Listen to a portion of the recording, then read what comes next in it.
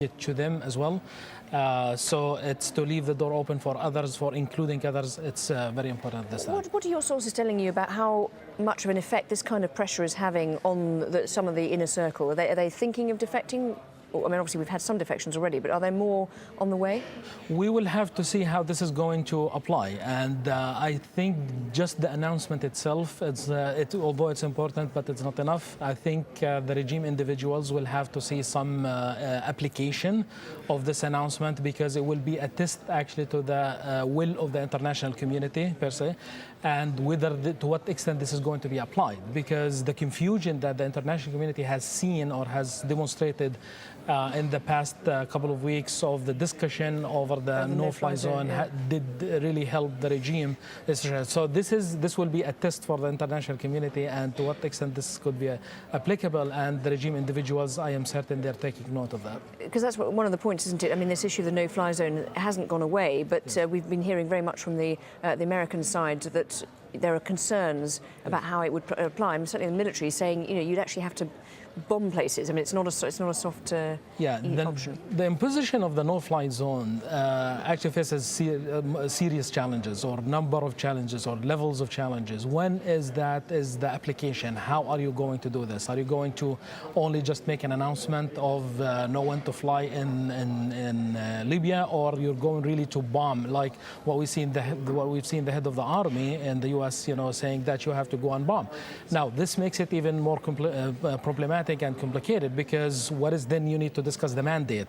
Who's going to give this, to issue this mandate? Is it the United Nations, or is it really only the NATO or some individual countries? Talking of that, yes. I mean, we also were reporting this morning the Arab League saying that they could be involved in some way.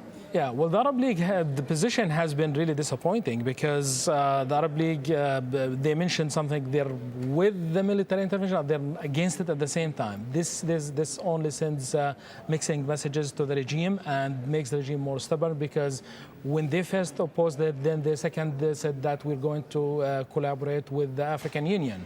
That doesn't help, because again, this all about mixed messages. It's really not helping it's really helping the regime. And I mean, on the ground, we've had more airstrikes just Thursday morning in the area of Brega. Yes. How concerned are you for the sort of safety of people, who may or may not be involved in the opposition, but who are just simply on the ground kind of trying to survive? Well, I'm very concerned not only for the safety of the people that they suffered in the Brega attack, but also I'm concerned about the implications for the long-term continuation of this conflict, because the use of military force by al-Qaddafi says clearly that the regime is willing to engage in more Air Force attacks, and this is of course going to take the conflict to a whole different level and makes it even more complicated, and it prolongs the conflict. So we need to watch very carefully how the Air Force is going to be used in the coming couple of days, and if we see a repetition or more raids in different places,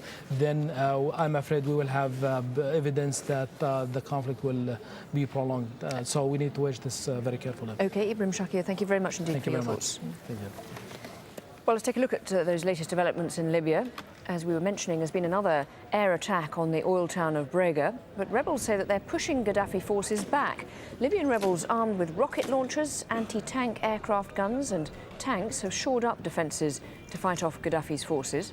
The United Nations says refugee camps on Libya's border crossings are at what they call crisis point. Tens of thousands of foreign nationals are still trying to flee the country. Government officials from the Netherlands are trying to win the release of 3 Dutch Marines in Libya. They were captured on Sunday by forces loyal to Muammar Gaddafi after they landed in the coastal city of Sirte. They were trying to rescue 2 Europeans who've since been handed over to the Dutch embassy in Tripoli. Well, Hoda Abdelhamid is live for us in Benghazi. So, Hoda, I mean, it's been a day of further developments on the ground with more airstrikes in the east. What are people telling you there about the process, the progress of this? And are we talking now about a civil war? Well, I don't think we're talking yet about a civil war, but everybody is quite aware that if indeed the regime falls, it would not fall without putting out a huge fight. I think that the tensions have risen considerably here in Benghazi, especially since the loyalists of Gaddafi had reached the town of Brega. That's only 200 kilometers away from here. So certainly apprehension about what could happen next.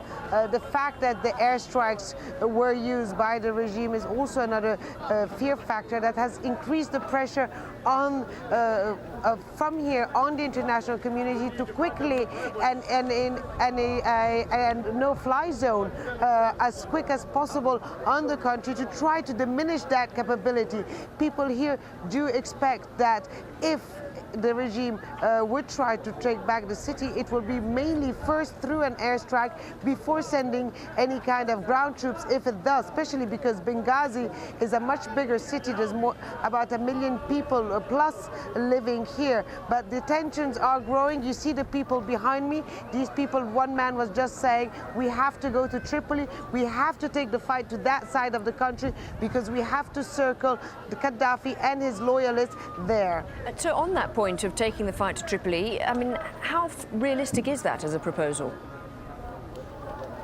That is a very, very difficult mission. I mean, over the past few days, you heard many people mobilizing, training very quickly on weapons and saying that they're ready to go to the west of the country to help people in Zawiya, in Misrata, in Tripoli, wherever need be. But that in reality is a very, very difficult trip. There is one road that takes you through Sirte, that's the hometown rather, of Muammar Gaddafi. That's where also some of his elite paramilitary forces are based. And there's another road that takes you through the desert and it will take about 2 days to reach Tripoli. So there is an admission that even if the will is there, it is a very, very difficult feat.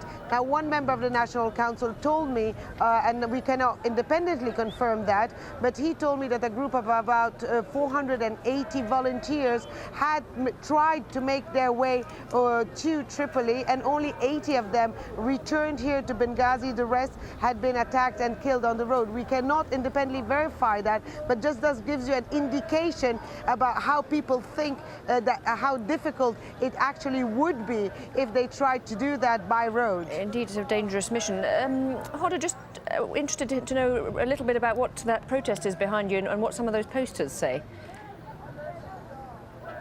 Pardon me, can you repeat? No, I was just wondering that the demonstration behind you, they're still kind of quite enthusiastic there. Give us an idea of what they're shouting and what's on their posters. Well, the whole day you have people coming in and out of the square. We're in front of the courthouse, and that is where now, that is the seat really of the temporary National Council, and it's the focal point of Benghazi. So you'll see earlier we had funerals of people, victims who had died in Brega. They were brought here as wounded to the hospital and then they had died. The funeral procession came through the street. You also have protesters coming here voicing their opinion, voicing the fact that Gaddafi has carried out lots of massacres on the people of Libya, that they want him out, that they want him to be put on trial, they want to get justice for what happened. You have people calling for the fall of the regime. I mean, it's really anyone who has a grievance just comes through here and just repeats, just airs it here. Just now